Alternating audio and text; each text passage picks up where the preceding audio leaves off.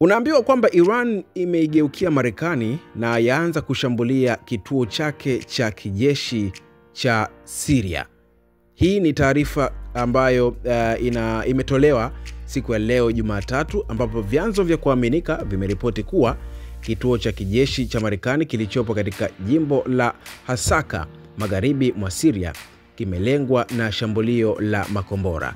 Kwa mujibu wa vyanzo hivyo, makombora ya kutengenezwa nchini Iran yalilenga kambi hiyo ya kijeshi ya Marekani iliyoko eneo la Al-Shahdad.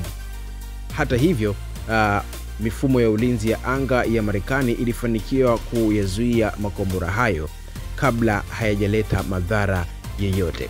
Baada ya shambulio hilo, hatua kali za kiusalama ziliimarishwa katika lango kuu la kuingilia kambini humo, huku wanajeshi wa Marekani wakionekana kuchukua tahadhari zaidi ili kuhakikisha usalama wa eneo hilo unaendelea kudhibitiwa.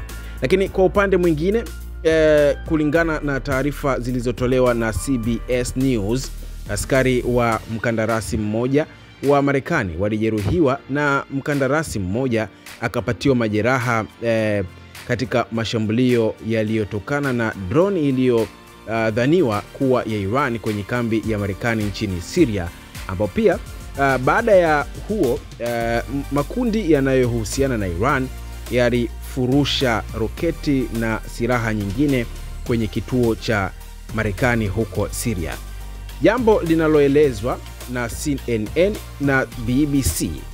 Kwa hiyo ripoti hii ni sahihi. Kulizuka mashambulio mengine dhidi ya vituo vya Marekani baada ya Marekani kutoa mshtuko wa shambulio dhidi ya magaidi wanaoungwa mkono na Iran. Hakika habari za mashambulio dhidi ya vituo vya kijeshi vya Marekani huko Syria zimetolewa na vyombo vikuu vya habari. Mtazamo wako uko vipi? Niandikia maoni yako chini ya video hii. Usiache kusubscribe. Jina langu naitwa Jimson Natson. Usiache kusubscribe.